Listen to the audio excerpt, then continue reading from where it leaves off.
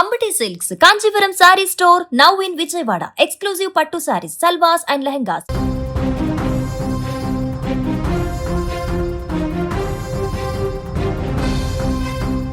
తెలంగాణలో సంచలనం సృష్టించిన జేసీబీల చోరీ ముఠా ఎట్టకేలకు పోలీసులకు చిక్కింది.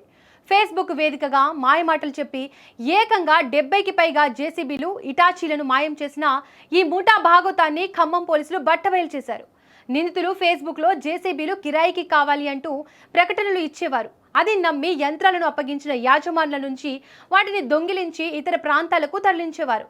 ఈ క్రమంలో ఖమ్మం పోలీసులు నరేష్ అనే ముఠా సభ్యుడిని అదుపులోకి తీసుకోగా అసలు నిజాలు వెలుగులోకి వచ్చాయి.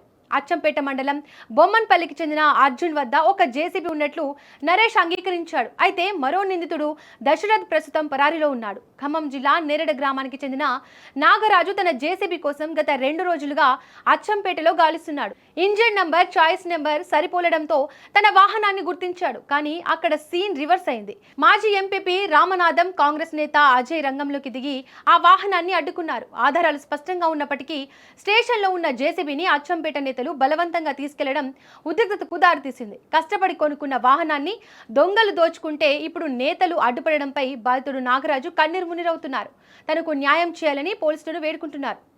ఇక జేసీబీ మాయం గురించి బాధితుడు నాగరాజు గారు ఉన్నారు. వారితో మాట్లాడి మరిన్ని విషయాలు తెలుసుకుందాం. నాగరాజు, మీ జేసీబీ ఎప్పుడు, ఎక్కడి నుంచి మాయమైంది? ఫేస్బుక్ లో వచ్చిన ప్రకటన చూసి ఎలా నమ్మారు? వస్తే మాకు పార్ట్నర్షిప్ లో ఇబ్బంది అవుతుందని చెప్పి లీజ్ కి ఇచ్చినాం మేడం. లీజ్ కి ఇచ్చి ఫేస్బుక్ ద్వారా పరిచయమైన దశరథను నరేష్ నా దగ్గరకు వచ్చి బండి లీజ్ కి తీసుకుంటాం బాబు, మంచిగా అమౌంట్ నెల ఇస్తాం అని చెప్పి తీసుకున్నారు మేడం. తీసుకొని పోయి బండి ఇప్పుడు 3 నెలలు అయింది మేడం. లైవ్ లొకేషన్ ద్వారా నేను అన్ని బండి చూసుకుంటానే ఉన్నా.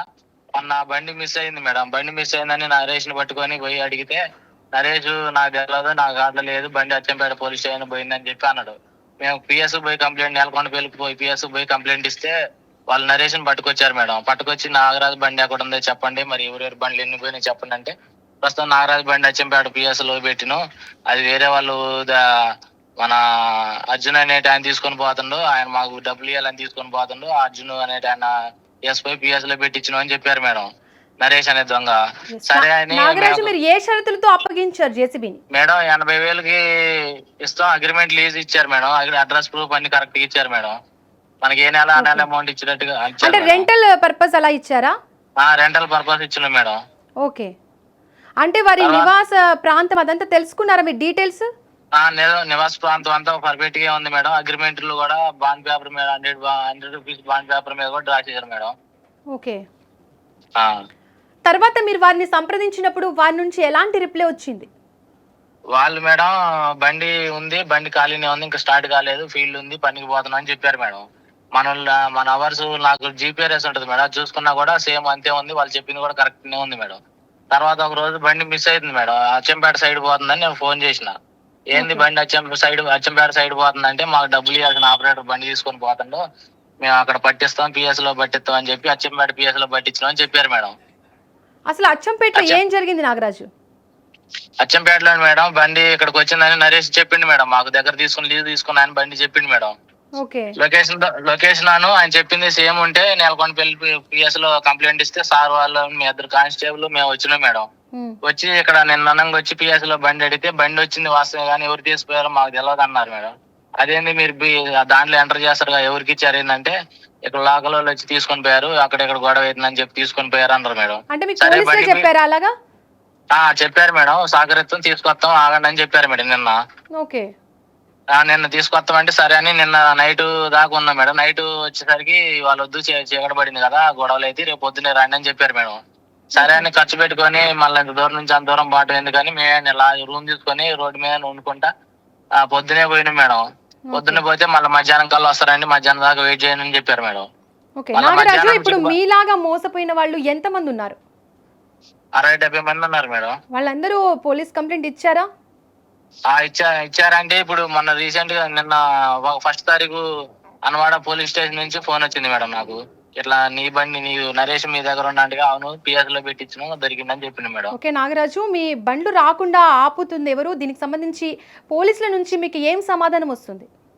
పోలీసులు అన్నారు మేడం ఇక్కడ లోకల్ తీసుకొస్తామని చెప్పారు మేడం. కానీ పోలీసు వారు పోయి బండి చెక్ చేస్తున్నా కూడా ఆ నెంబర్ ప్లేట్ లేదు. ఇక వాళ్ళు ఏం చేశారంటే మేడం ఛాయిస్ నెంబర్ ప్లేట్ వేరే దొంగ ప్లేట్ పెట్టారు మేడం. ఆ ప్లేట్ ఉన్న వ్యక్తి మన దొంగ. అయితే దొంగది కదా బండి, దొంగదే, మేము దొంగకి ఇస్తాం, మీకు ఎందుకు ఇస్తాం, మీకు ఇవ్వని చెప్పి ఆయన పేరు చెప్పి వీళ్ళు బండి మీ జేసీబీని మీరు ఎలా గుర్తించారు? అంటే ఇంజిన్ నెంబర్, చాయిస్ నెంబర్? అయితే మేడం ఛాయిస్ నెంబర్ బయట పెట్టిన ప్లేట్ కానీ ఇంజిన్ మీద ఉన్న నెంబర్లకి మార్చడానికి అవ్వదు మేడం. ఇంజిన్ మీద ఉన్న నెంబరు మా దగ్గర ఉన్న నెంబర్ సేమ్ ఉన్నాయి మేడం. వీళ్ళు పైన స్టీల్ ప్లేట్ వేశారు, దాని మీద ఉన్న నెంబర్ మాత్రం వేరే ఉంది. సార్ ఇది పెట్టిన ప్లేట్ సార్, దాని కింద ఇంకో నెంబర్ ఉంది, అది తీయండి, దాని కింద ఉంది సార్ అంటే అది తీయకుండా దీని మీద ఉన్నదే మాకు ఫైనల్ అని చెప్పారు మేడం. కాదు అని మళ్ళీ నేను ఇంజిన్ మీద ఉన్న నెంబర్ అని చెప్పి ఇంజిన్ మీద ఉన్న నెంబర్ ఫోటో తీసి నా దగ్గర ఉన్న నెంబర్ సేమ్ ఉంటే మళ్ళా సరే ఇప్పిస్తామని చెప్పి అంటున్నారు మేడం. వీళ్ళు లోకల్ నాయకులు మాత్రం రామనాథం గారు అంట, ఇంకో అజయ్ అనేట ఆయన, వీళ్ళందరూ వచ్చి మేడం నీకు బండి ఇవ్వను, నువ్వు ఎవరి దగ్గర మోసపోయినావు వాళ్ళని పట్టుకురా, మేము కూడా అంతే మోసపోయినాం అంటున్నారు మేడం. నాగరాజ్, ఇప్పుడు లోకల్ నాయకులు ఎవరైతే ఉన్నారో రామనాథం గారు, కాంగ్రెస్ నేత అజయ్ జోక్యం చేసుకున్నప్పుడు అక్కడ ఏం జరిగింది? వాళ్ళు ఏమన్నారు?